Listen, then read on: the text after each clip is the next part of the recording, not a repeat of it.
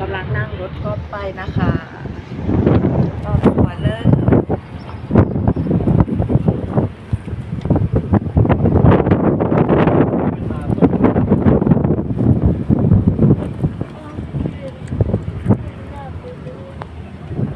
พื้นที่700 ไร่นะคะทุกคนกลัวไปไม่ครบนะคะเพราะเพิ่งเคยมา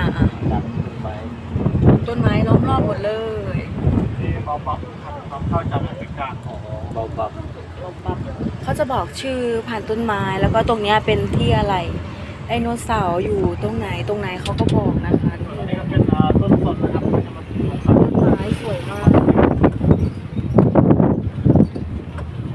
ที่เราเห็น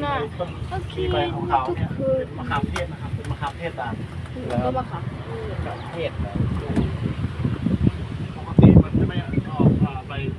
เขียวๆนะครับจนแทงนี่เขาไปตัดร้อนต่าง